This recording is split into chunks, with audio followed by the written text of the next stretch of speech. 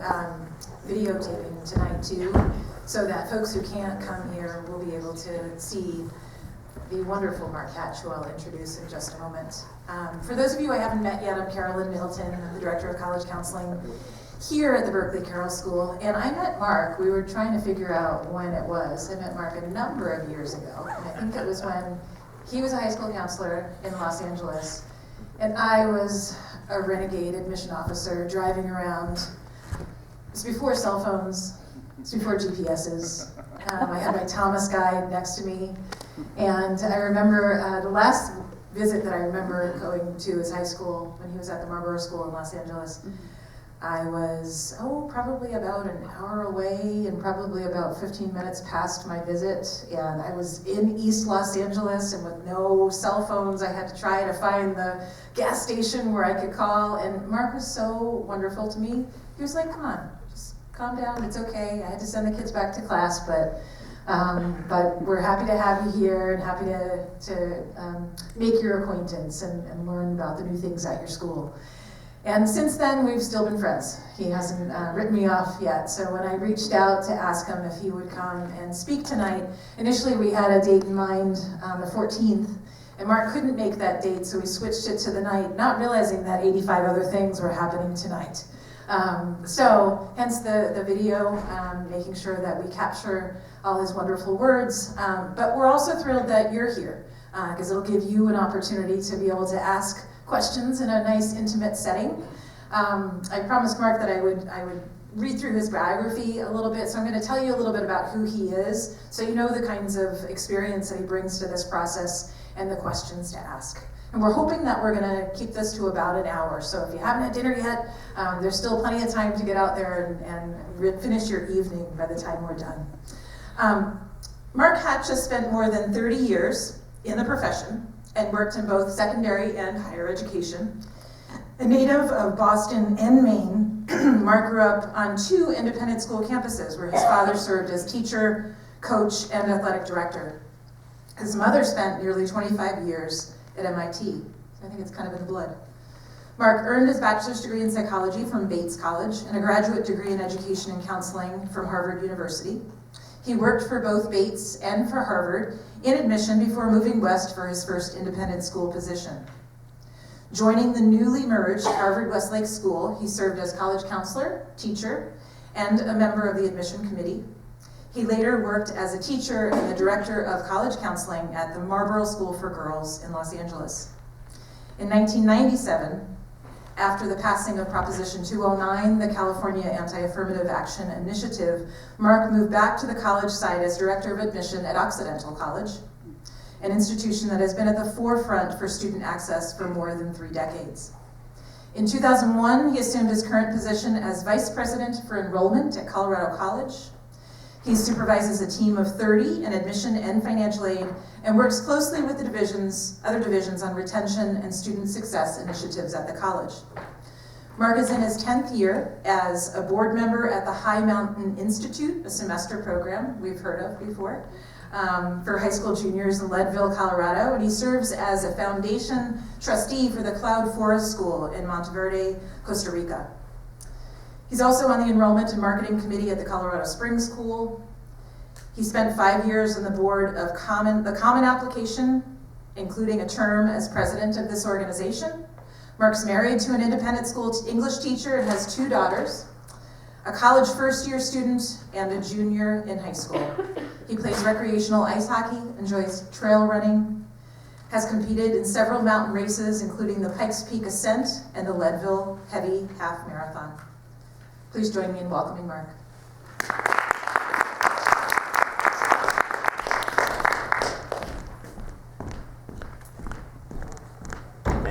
Thanks, Carolyn and Kalia and Louis.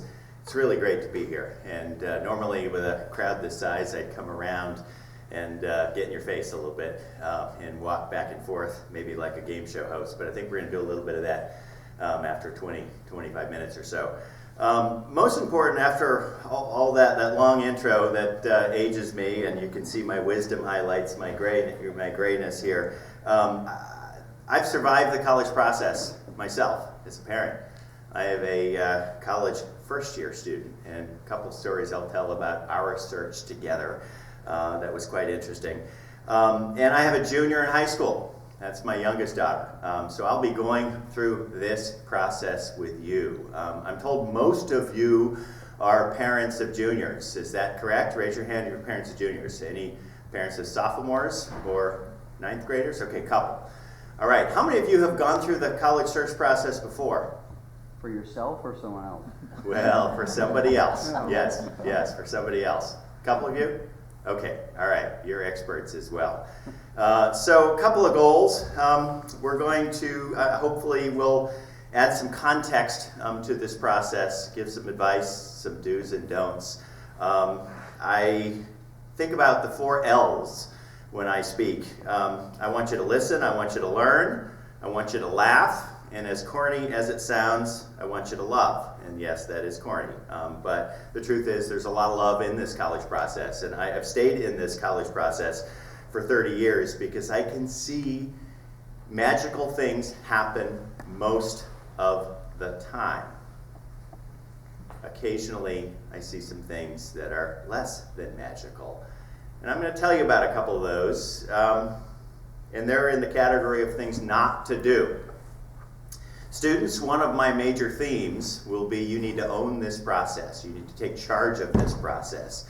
You need to work with your parent or parents, and you need to work with your college counselor through this process and a lot of other people. If you own the process, it will go much more smoothly, and frankly, you may have better results. If you don't, you'll let somebody else own this process, and that can never be good. And this first story is exactly about that. At Colorado College, we do what we call first-year orientation trips, and students go off with anywhere from 8 to 15 students. First-year students will spend 3 to 4 days doing service trips. This is after a couple days on campus and before the start of the first class or first block. We teach on the block plan format. Students take and faculty teach one course at a time at CC. So block 1 starts on a Monday, but usually Wednesday through Saturday morning, students are off on these first-year orientation trips. And they are run by students, upper class students, juniors and seniors mostly, occasionally by residential life staff, but we give a lot of autonomy to our students. And we have one such program that goes out to Mount Princeton Hot Springs, about 2 hours from campus, 2 hours west of campus. And the students do trail maintenance and camp and get to know each other, and the junior or senior chaperones on the trip. And actually on this particular trip, we had a young admission counselor who was 2 months into his job in our office at CC. So they did 2 to 3 days of trail maintenance. They talked about what it's like to be a college student. They talked about what it's like to be a Colorado College student, to teach and learn on the block plan. And then they had an afternoon that was free, and the chaperones, Matt was one of them, who worked in my office as an admission counselor, who was only a month out of school. They let the students, the first-year students, go off into a different direction. They came actually to a trailhead, and there was a sign that said, "Hot Springs, clothing mandatory. Hot Springs, clothing optional." So 13 brand new first-year students get to the sign first. Which way do they go? Come on. 13 students. They'd only been together for 3 days. They were getting to know each other. They were learning about college, but not quite that quickly. So they decide that they're going up the path of clothing mandatory. So that left Matt and 2 other young chaperones to go in a different direction into the clothing optional. So they get to this big natural hot springs, hot pool, and they jump in. Of course, they were wearing swim trunks, and they start talking about how the first-year students are gelling and talking and what things are going well and what things they still need to do in the next day. And then they see this group coming up the path towards them. The group got closer, 3 women, group got closer, looked like a mother and 2 daughters. And they proceeded to disrobe, clothing optional, completely naked, and jump into the hot springs. And I have hired a lot of people in my time at Colorado College. I have to say, Matt was the most articulate young person I have ever hired. And I thought, he'll have my position someday. So immediately, the mother pipes up and says, "Hi, we're from Southern California. Where are you from?" My colleague Matt says, "We're from Colorado Springs," as nervous as he could possibly be. And the mother said, "Oh, what do you do in Colorado Springs?" "I work for Colorado College. I'm an admission counselor." At which point the mother says, "Oh my gosh, this is so great. This is my daughter's first choice." Proceeds to pick her daughter up. They have no clothes on. No clothes. Matt's in his first month as an admission counselor, and mom proceeds to pick up the daughter and places her right next to Matt in this pool in Mount Princeton. So mom says, "What can you tell us about Colorado College?" And Matt fumbles for about 2 minutes and realizes that I'm out of here. But in the 2 minutes, he found out that she's from a high school in Southern California that he was going to go visit because it's in his territory that fall. So Matt and his friend bolt out of there very, very quickly. Matt goes to the school in the fall, never sees the kid. Never hears from her again. Where'd she end up? HPPP. You know what that is? Harvard, Princeton, Pomona, Penn? That's the Helicopter Parent Protection Program. Real thing, run by retired admission deans for parents who act so outrageously bad through the college search process that the kids go to great schools, but the parents never see them again. So, true story. True story. I don't know where she ended up. But students, if you're listening to this, I can guarantee that your parents will probably embarrass you once or twice through the process, but somebody had it worse than you did. Than you will have. Lots of other morals to that story. Be properly clothed for your college interview. Be prepared to talk about when you meet an admission officer why the particular school is of interest to you and ask sophisticated questions, but do not end up naked in a hot tub with an admission officer at any point in this college search process. That's my first piece of advice. Matt left a year later. He's a lawyer living in Maine. Didn't quite ascend to my position, but he had a lot of potential, yet it didn't work out. So this process really is all about the student. Parents who've been to college before, it's the student's process. It's the student's journey in many ways. Students, you have an incredible amount of option in this process, a lot more than you had. In fact, I don't know how many of you showed up here as you start in kindergarten? Pre-K. So for many of you, probably you didn't have a lot of choice in choosing BC. Yet, even in New York City, you've got a lot of good options, but you have not that many options in terms of independent schools where, given the large population and so forth. College, you have 4,100 options. And while not all of those are going to be on the list, or the list of Berkeley Carroll students from previous years, your college counselors know that there are dozens of institutions, some of which you may have heard of, some of which you may not have heard about, where you will be served in and out of the classroom. So don't pigeonhole yourself, be flexible. Don't just focus on the getting in part. Obviously, you can't go to college unless you get in, but that's one of the biggest mistakes that I see and hear all the time, is you focus on getting in and you don't focus on what it's going to be like once you're there. And I'll talk a little bit about what to expect. You're also going to hear, don't focus on just one school. When I was a college counselor 30 years ago, I remember a young student. Carolyn, you've probably heard this story because I tell it often at parent night programs, and when you were at Colorado Academy in 2006, this was still on the forefront of my mind almost 15 years ago. A student named Sarah applied to Yale early, and it was the only place that she wanted to go. And Yale is a great school, but she didn't get in. and she was distraught, devastated. Had to peel her off the floor in December of her senior year. Didn't want to apply to any other schools, and we made her, and her parents made her. And we bullied her in a bit in that triangle of a college counselor, a parent, and a student. Any two can overrule the third, whether you know it or not, at any point in this process. And you have to work in that triangle. So, long story short, she actually got into Yale in the spring and was ecstatic because she had applied to all these other schools and didn't really want to go. So she goes off to Yale, and I always used to love, as a college counselor, the second week of December when students would come back after completing their first semester, and they would sit in front of me and talk about their experience. Sarah came back, and she came into my office. I said, "Sarah, how's Yale?" Broke down in tears. Couldn't stop sobbing. Said, "I don't like my roommate. The sun doesn't shine." She came from Southern California, so she was used to sun.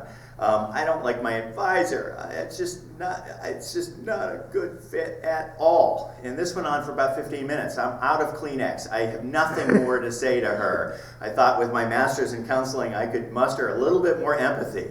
So I finally said, "Sarah, there must be a silver lining here. Is there one thing that is right?" And she looked at me. Her lip quivered. She stopped crying and she said, "Mr. Hatch, at least if I'm going to be unhappy, I'm unhappy at Yale." True story.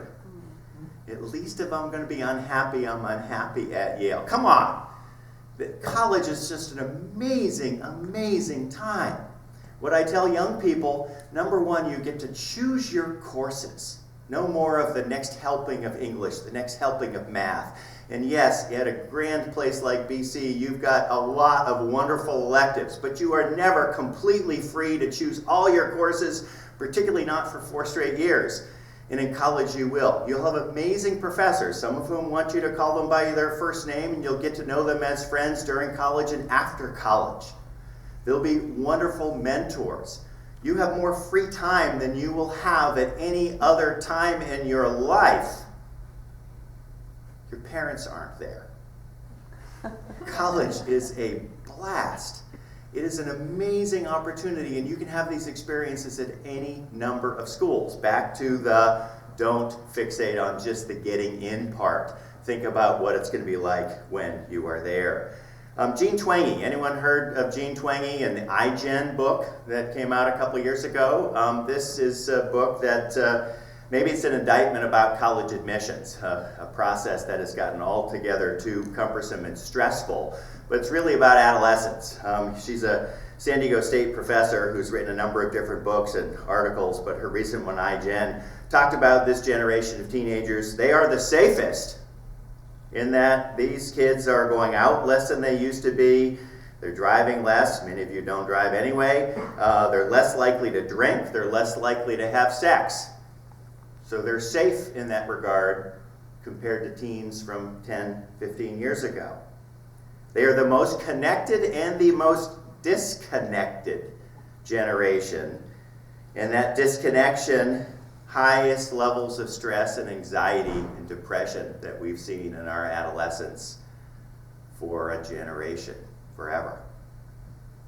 Again, one of the benefits to this college journey and process that you can own this, you can fashion a set of choices for yourself and create on that journey what I hope will be an amazing, amazing process. And you've got a lot of messages coming at you. We are really, really good. In fact, I got an email today from the College Board inviting me to buy your name. 44 cents you're worth. You're worth a little bit more than that. But to me, you're worth 44 cents times 80,000. And so in the next 3 weeks, we'll buy 80,000 names of students all across the country and world. And then we'll start spamming you with email. And if you think about the amount of choice that you have in this process, you have a lot more power, a lot more control than I do, the Dean of Admission who's sitting in front of you. You make a choice to open the email, open the envelope. You make a choice to hit a website. You make a choice to read anything that we send you. You make a choice to talk to people about our school or another school. You make a choice to visit. You make the choice to apply.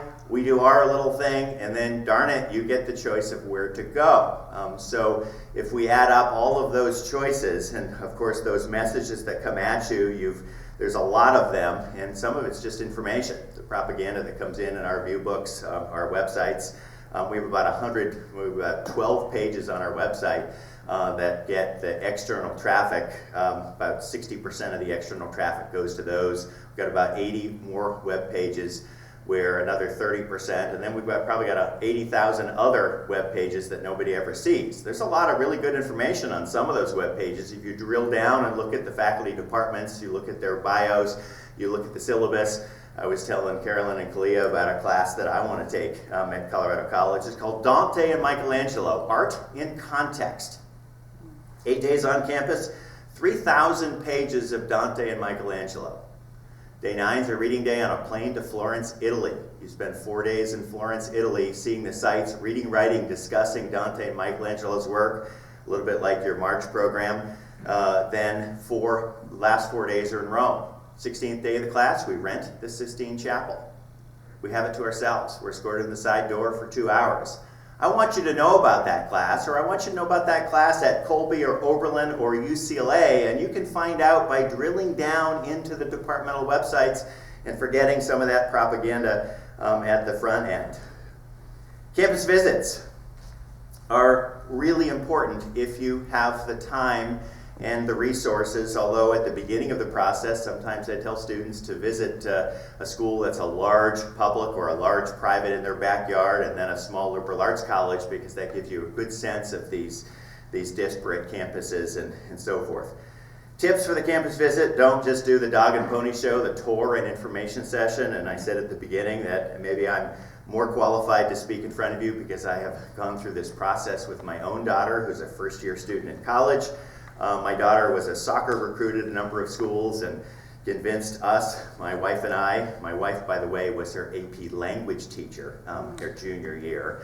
And my wife had graded SAT essays for a number of years. So imagine going through the process and having your dad as a dean of admission and your mom as your English teacher. You have it much better than my daughter had it.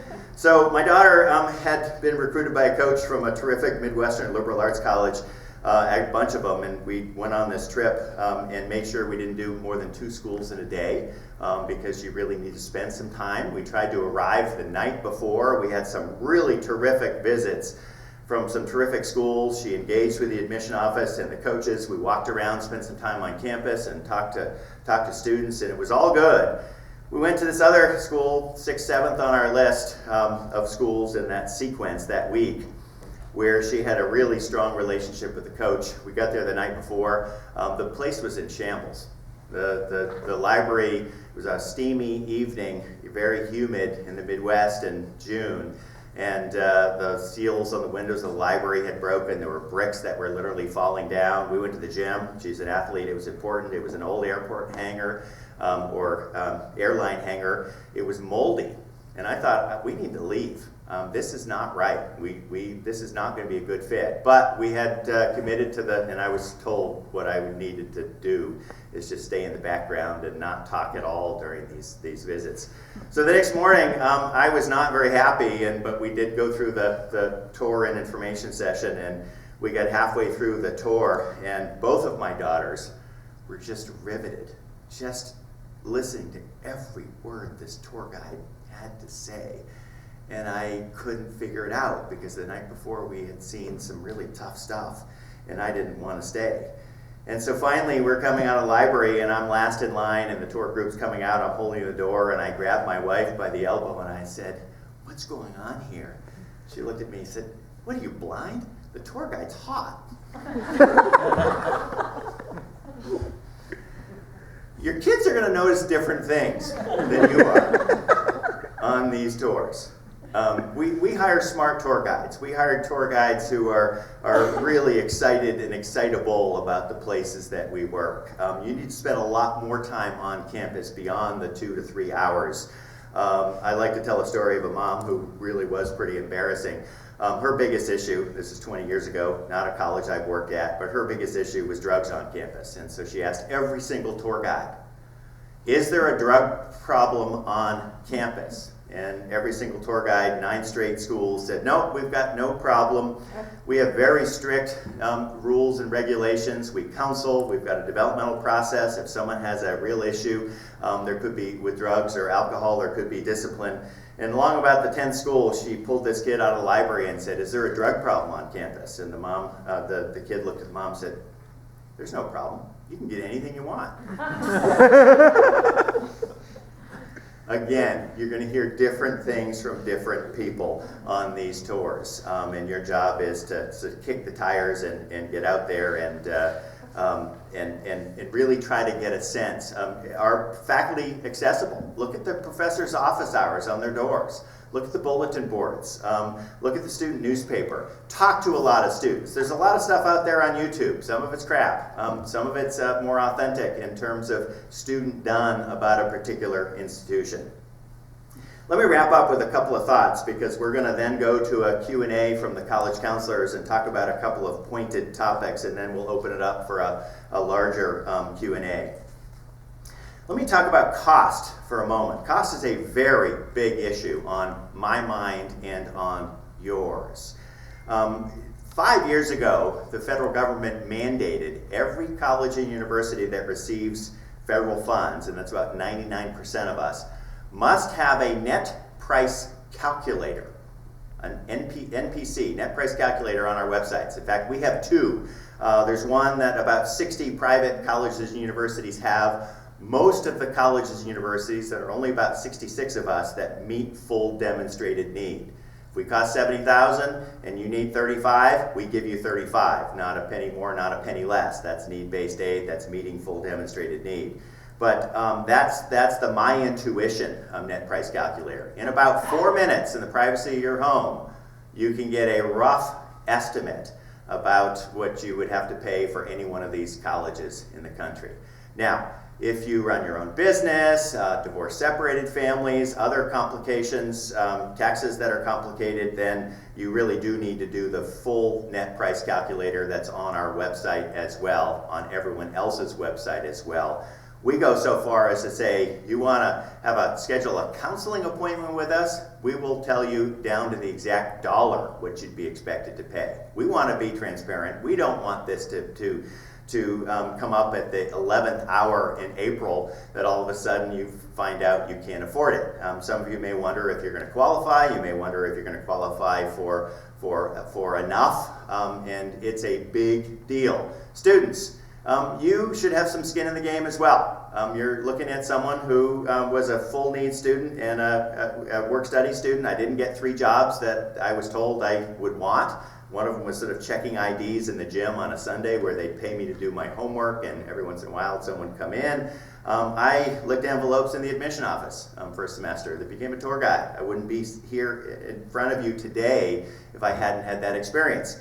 Colorado College, we've got about 900 of our 2,200 students on need-based financial aid, but we have 1,400 jobs on campus. 1,400.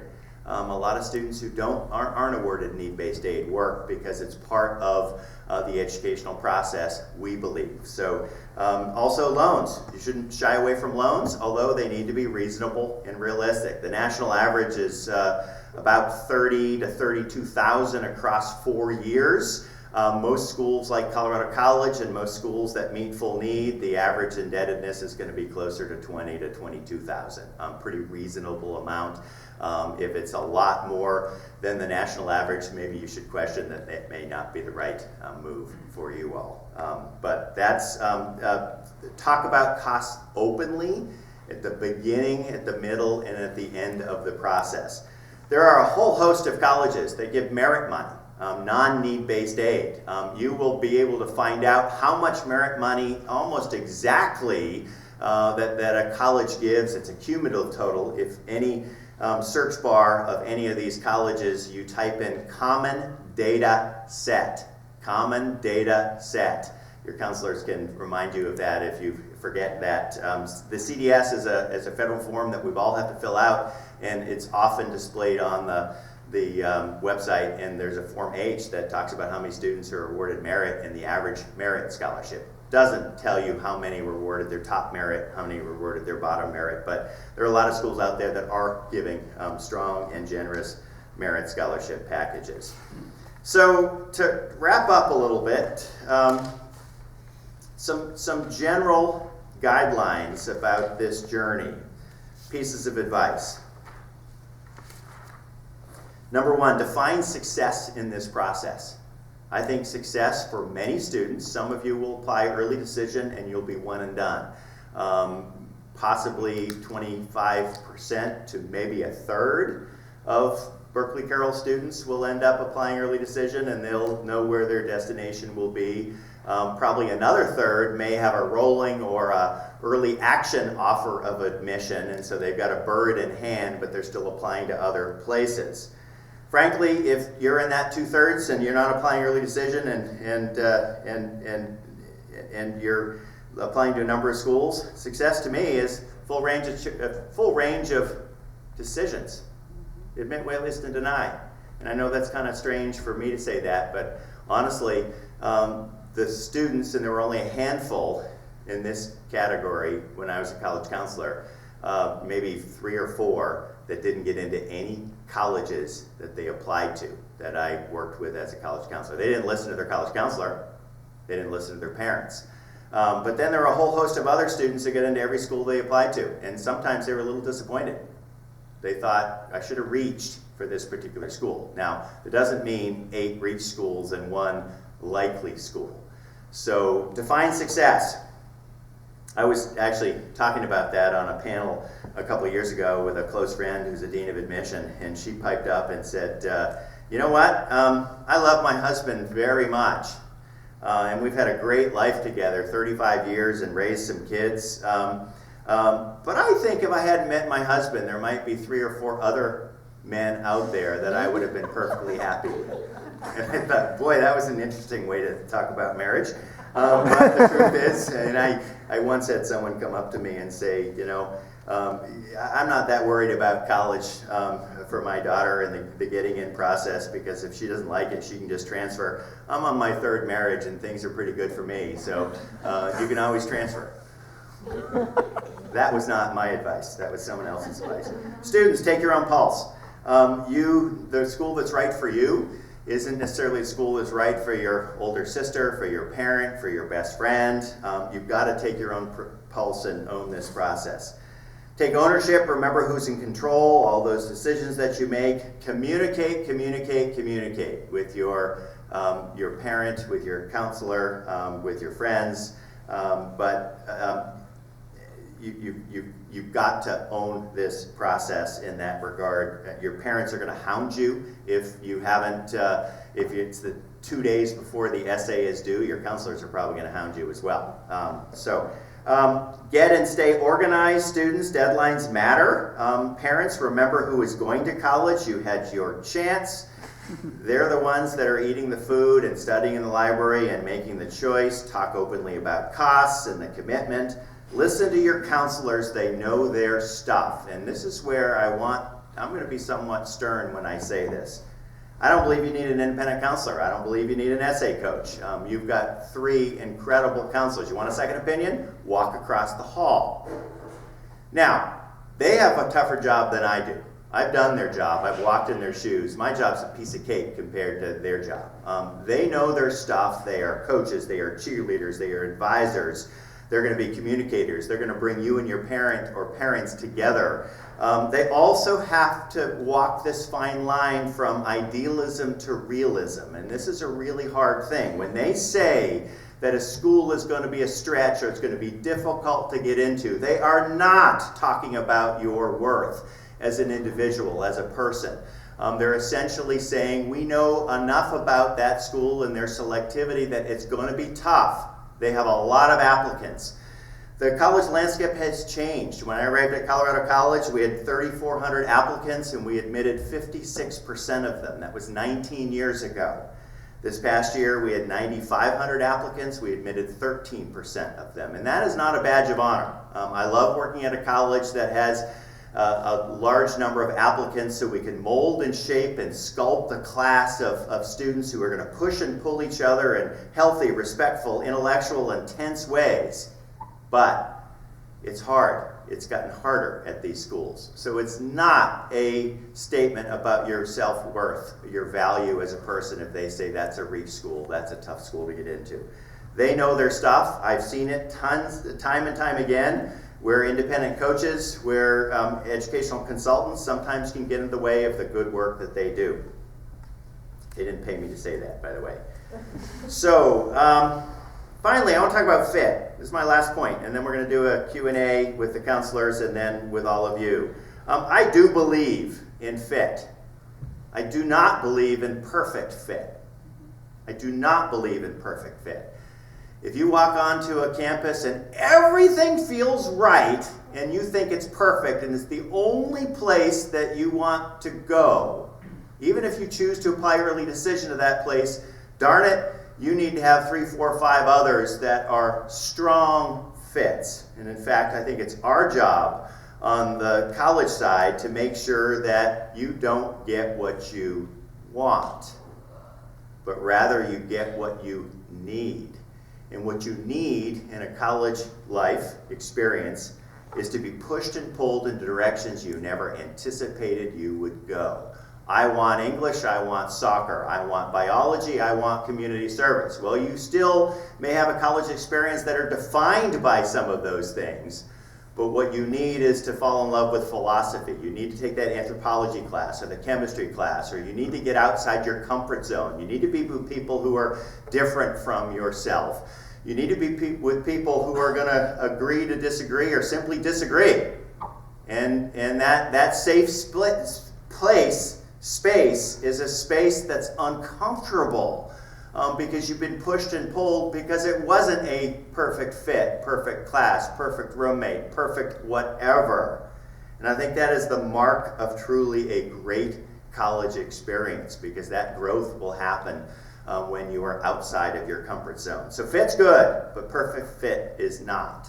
So let me end there. And will Carolyn and Kalia and Lewis have some questions for me? Well, I think one of the things that I notice at the point in the process where we are right now, where we're beginning to meet juniors, they have the first look at their transcript, they start getting their test scores back, and they feel reduced to a number very often.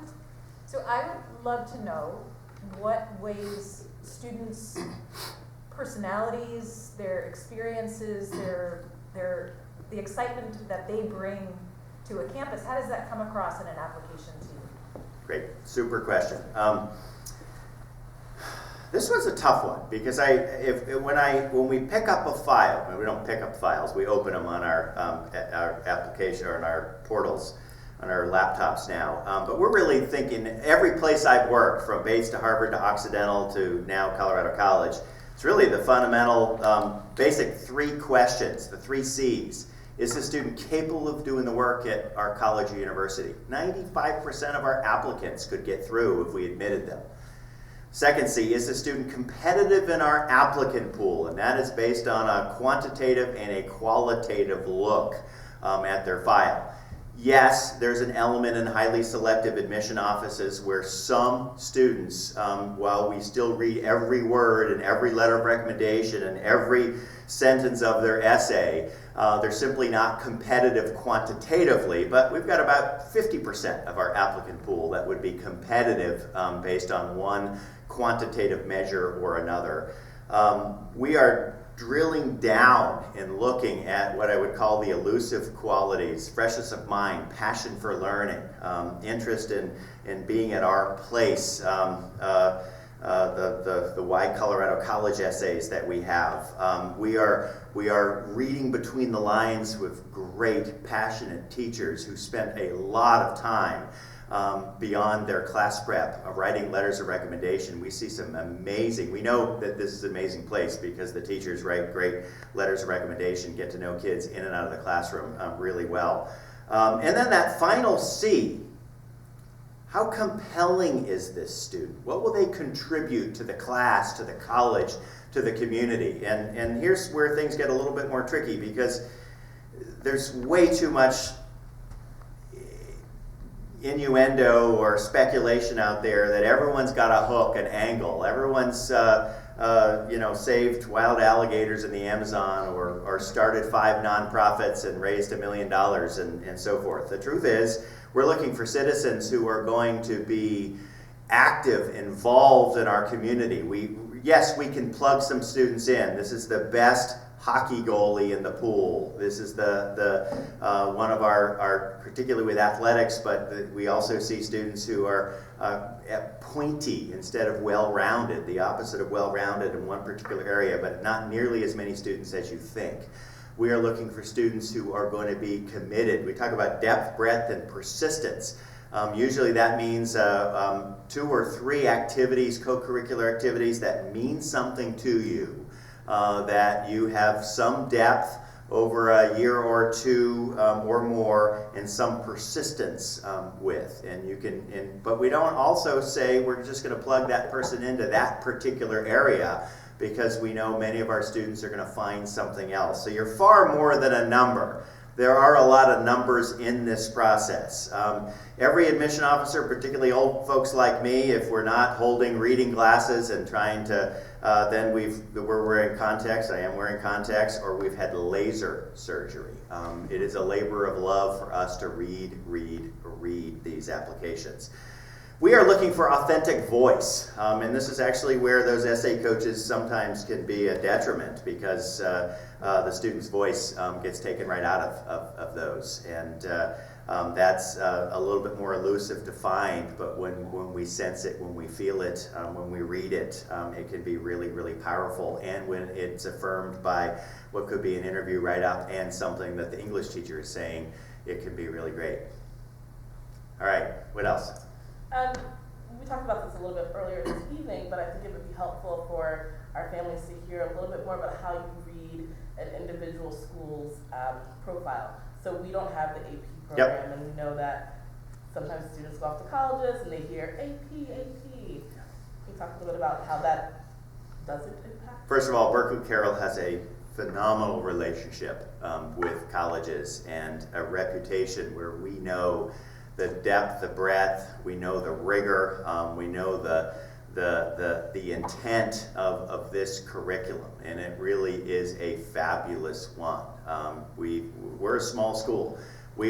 Some people, particularly New Yorkers, think we're in flyover country. Some people put us in the Midwest.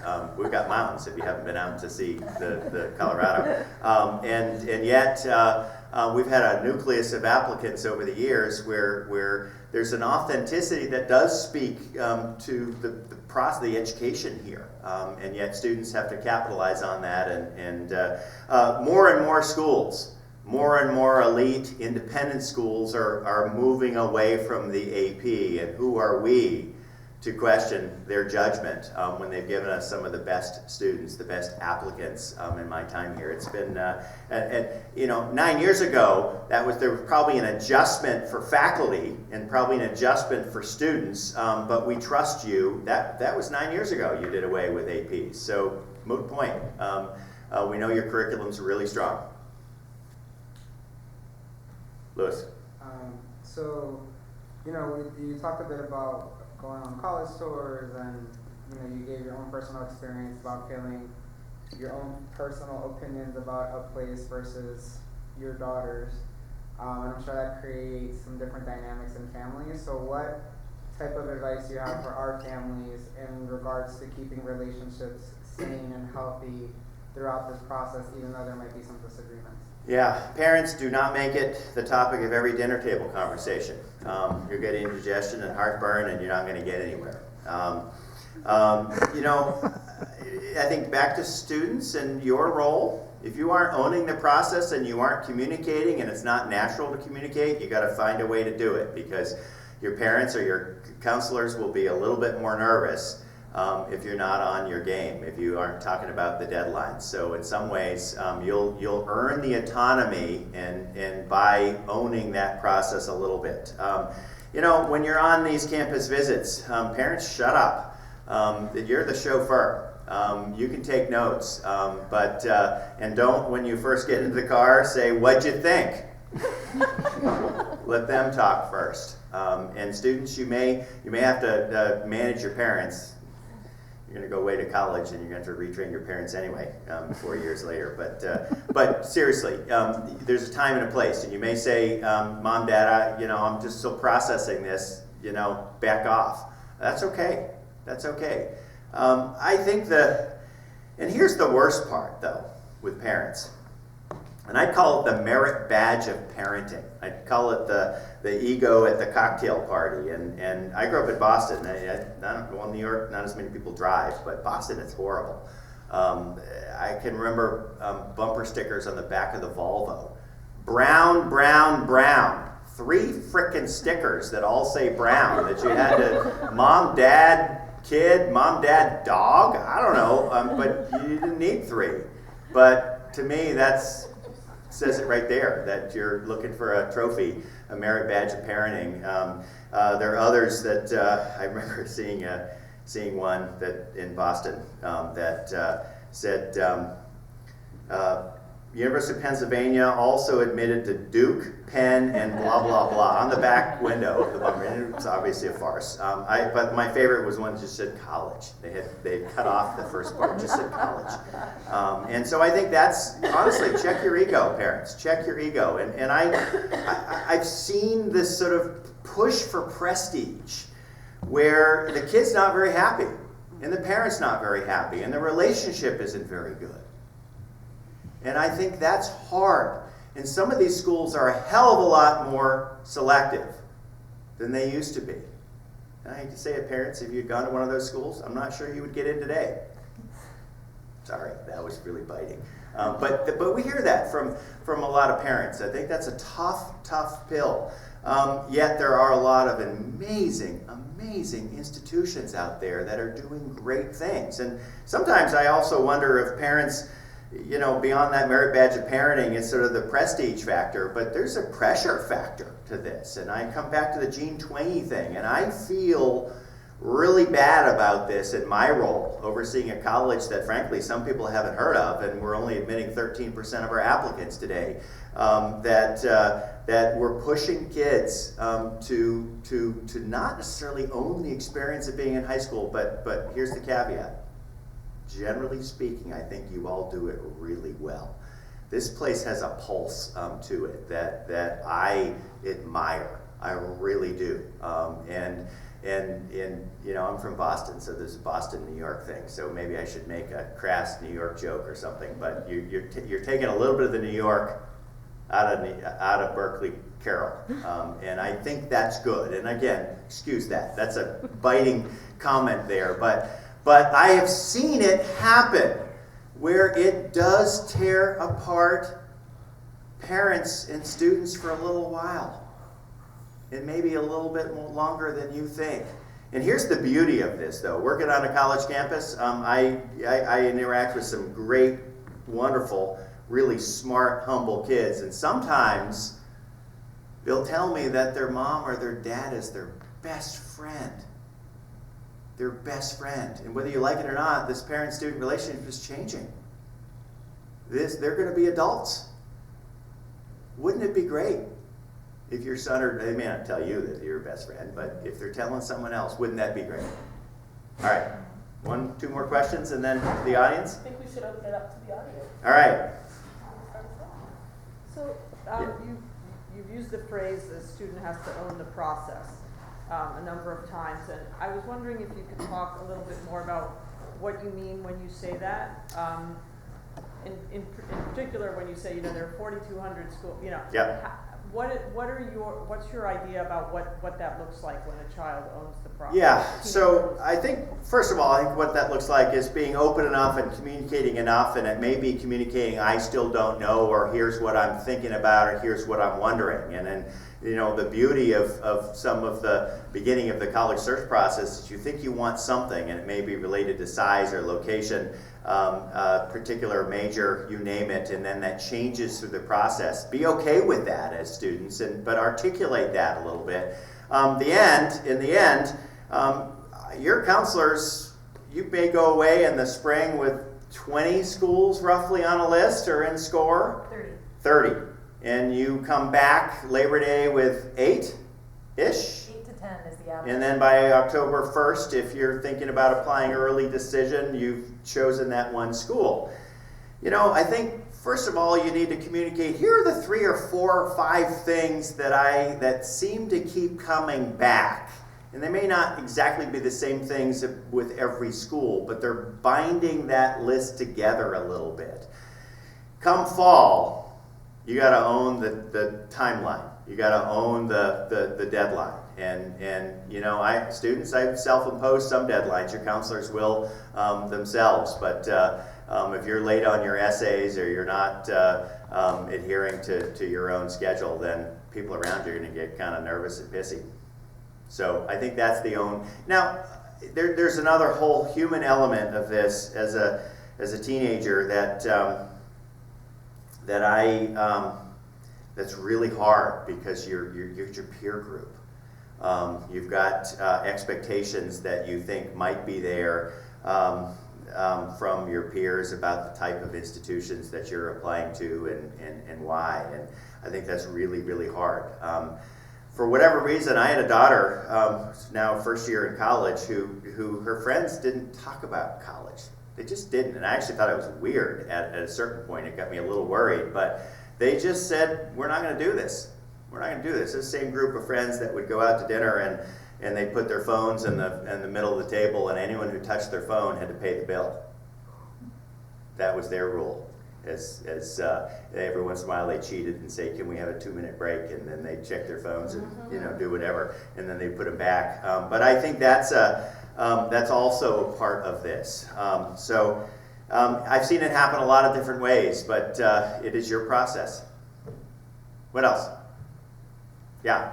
So as far as college visits, should we, a lot of you only have so much time available to look at colleges, and a lot of that time is going to be when schools aren't in session. Yep. Do you think it makes any sense to visit a school while it's not in session? I think you got what you got, and so if you, it's better than not visiting the schools at all, and you probably won't be able to visit all of your schools while they're in session. So that exploration that happens in the late spring and summer to get you from 12 to 8 is really, really important. And I do believe if you can swing it, if you can afford it, if you can get time off of work. But I also think that if you can, make it a family vacation in some ways. Don't just visit colleges. Do some other interesting things that on that trip. Try, at least. It's easier said than done. But yeah, I don't think you can afford, unless your process is more refined in the spring, and you think you can fit it in. There's still a lot going on a lot of these campuses in the summer. At Colorado College, we've got a summer session with 2 blocks with 600 students on campus. So I think you can get a pretty good sense. Yeah? You mentioned well-rounded versus pointy kids, and I've heard a lot about push by parents to make their kids pointy. I have like Saturday Night Live cone heads in my head, but and my own kids have siblings who are like super focused on 2 things, and I just like to get your thoughts on how in the admission process you kind of view these kids who have like laser focused on 2 things, and let's say they're really great at them, right? But they haven't done anything else, and then you have a kid like my older daughter who likes to dabble. She likes to do different stuff, and has never really decided I want to devote 12 hours of every day to whatever. Yep. So with some exception, the pointiness still happens over quite a few years. And there are and the pointiness that is, it becomes a hook in the college admissions process, and it does exist, but it is not nearly in the same rates, percentages as you might think. And in the spring of the junior year, to some degree, with some exceptions, if the pointiness isn't there, you're not going to find it in the next year.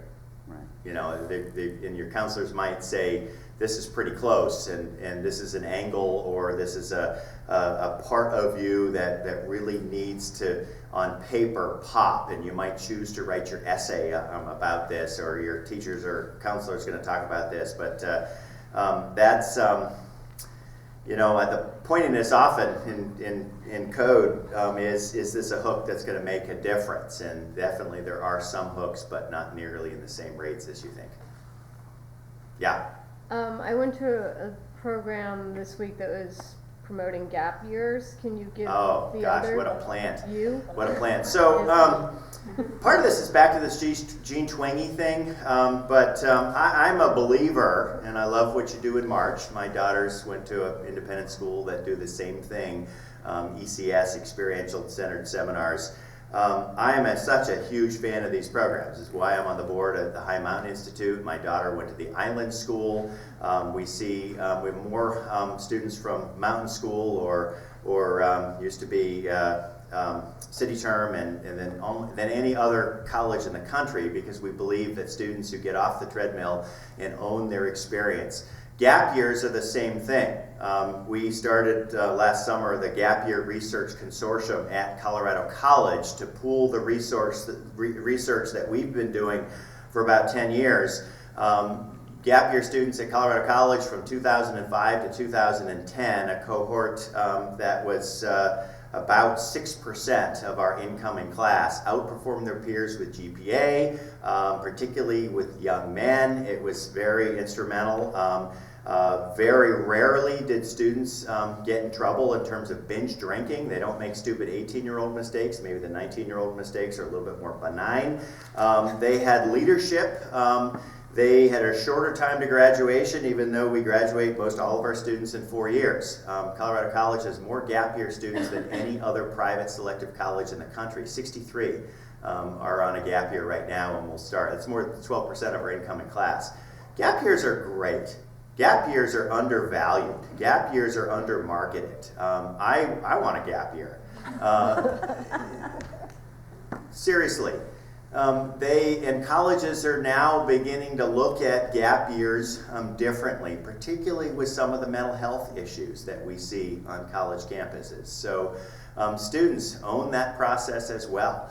I will go as far as to say that if a student has a well-defined gap year narrative in our committee process as part of their application, which we invite, and they're in that muddy middle where the decision could go either way, 16 people sitting around a table, it's probably worth 3 votes in that student's favor. And it's not a set in stone, I will do a gap year. It's just I've been thinking about a gap year, and this is what I might do.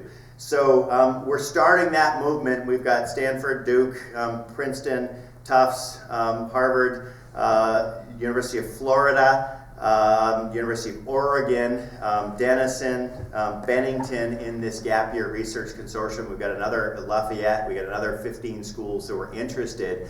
We have presidents of Ivy League schools who are saying we need to do this research and probably need to incentivize people to take gap years. Sorry, you hit a nerve with me. What else?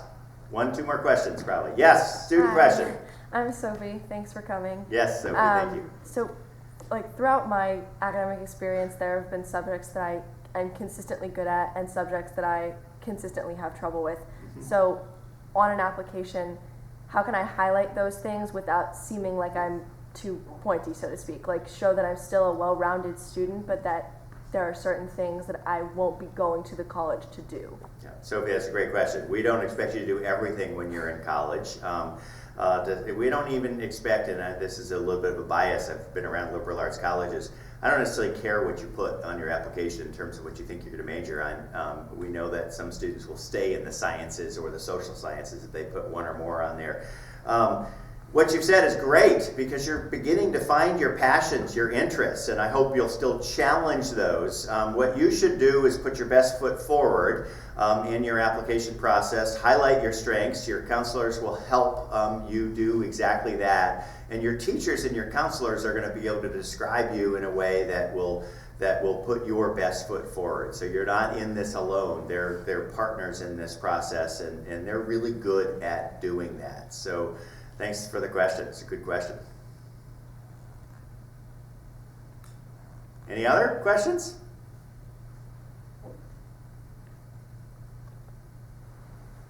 Yes? We have a few more minutes. Can you tell us a little bit about the rationale for your approach at Colorado College? The block program and Yeah, so thanks for the opportunity to talk about Colorado College. I hope I can weave in a little bit about college in general, but we're coming up on 50 years of the Colorado College Plan or block plan, where students take and faculty teach one course at a time. 1969, 1967 actually, Vietnam, time of great unrest, distrust in the government, coming up on our centennial, our 100-year anniversary, and there were faculty who basically said, we got it all wrong. Students are pulled in so many different directions, and you know, there's a rumor that there were 3 faculty at a bar drinking beer, and on the 3rd beer, someone pounded their fist and said, let's just give me 15 students for a month, and I'll show you what real learning is. And the truth is, I think that happened, but it took 2.5 years to talk to the faculty. The final vote was 67% yes, 20% no, and then the others abstained. But the no's said, we better try this. And truthfully, what I've seen, Berkeley Carroll, I believe, is different, but it's still difficult. We've seen students who have a high school experience that's harder than a college experience. I want you to think about how much time you're programmed at a place like Berkeley Carroll, and that if you have a long commute or not. You don't have the luxury to focus, and sometimes students are going home and saying, if they like their parents, you have a family dinner, and maybe it's 20 minutes, and then they're saying 7:30 to 8:30 I want to do English, 8:30 to 9:30 I want to do history, 9:30 to 10:30 I want to do chemistry, and then it's 10:30 they're still on English and they've got a Spanish quiz the next day. So you stop learning and you start doing triage. And actually, generally speaking, I think colleges are really, really good at getting out of that paradigm. Berkeley Carroll is a lot better than a lot of other independent schools at getting out of that paradigm, but you're still carrying a backpack that's too heavy. You're still rushing from too many classes in a day. And authentic learning comes when you sit around a table and you engage. It used to be, with my liberal arts experience, we would say it's all about communicating with clarity and conviction. Today, it's communicating with clarity and conviction across cultures and across continents, and a truly great liberal arts education. So at CC, we've been doing this. You take 8 blocks. You take 4 blocks each semester, and 8 classes in a year, just like you would at any other, most other liberal arts colleges. You just do them 1 course at a time. Frankly, I guess I would challenge you to think about other colleges that do different modes of learning. There are more colleges that are starting to give credit for not the linear Carnegie units of we're going to read and write. You got to read and write a lot, but I think that is partly how colleges have to evolve to deal with the average 18 to 22-year-olds at this point. I also think, it's back to gap years, that we've got to think differently about what it is to be 16 to 23, 24 years old. And there should be a set of experiences that are far beyond Carnegie units of taking, and kudos to Berkeley Carroll for doing away with AP classes, because that contributed to the treadmill motif a little bit. So that's Colorado College, 50 years, and we're not stopping. Yeah. Yeah. How would you describe the life of a student athlete at the school, and how involved is the admissions office with the student athletes and the sports programs? And I mean, maybe you can only speak specifically to Colorado College, but. You know, I can speak specifically to both sides of the desk, and you know, I was an athlete. My father was an athletic director. It was a big part of my college experience, when done well and when done right, it's an amazing experience to be a student athlete at an institution. It's a real commitment, and I think that's where you've got to make sure the coach understands the commitment to academics. The coach understands the balance. There are a lot of coaches that will talk about You can do, yes, you can have friends, yes, you can have, spend most of your time pursuing your academic work, and yes, you can be on our team. It's probably harder to do all the other things depending on the sport. There's a lot more specialization, even Division III. There's a strong interplay between the admission offices and the coaching staffs, and your counselors have been through this a lot when they can help you in this recruitment process. Back to that final C. It's what the student will contribute to the community, to the college, to the class, and at Colorado College we know that we're one of 8 institutions in the country that have a hybrid Division I and Division III program. We have 2 Division I sports, women's soccer, men's ice hockey, and then 15 Division III sports programs. Yet there are a lot of 80% of students on a typical campus like Colorado College are involved with intramural or club sports. So there is this sound mind, sound body paradigm that's important on most of our campuses as well, particularly when we talk about mental health. All right, last question. How much should we be concerned or not concerned about whether the college has a good career counseling department? I think it's something that you really should drill down and ask a lot of people. Look at the websites. You may wander in, and most of these folks are going to have robust websites, but I think it's really important. But there's probably some fluff out there as well. And I was actually shocked going on tour and picking up and getting them in the mail when my daughter received all these publications about the number of schools that will say 99% of our students have a job or are placed 6 months out. I actually don't believe that because I think there are a lot of students who are taking a gap year or semester or something, and maybe they're employed in a job that they only want to be in for 3 months or so. But so I think it's important, but don't wish away the college experience focusing on the next step, or don't make it such an important part of that process. Yet it's up to the college to provide some data. And actually, the most important thing you could say, and maybe you could do it in the search bar, is can you give me some data on what your graduates are doing 5 years out? It's probably a better indicator than 6 months or a year out.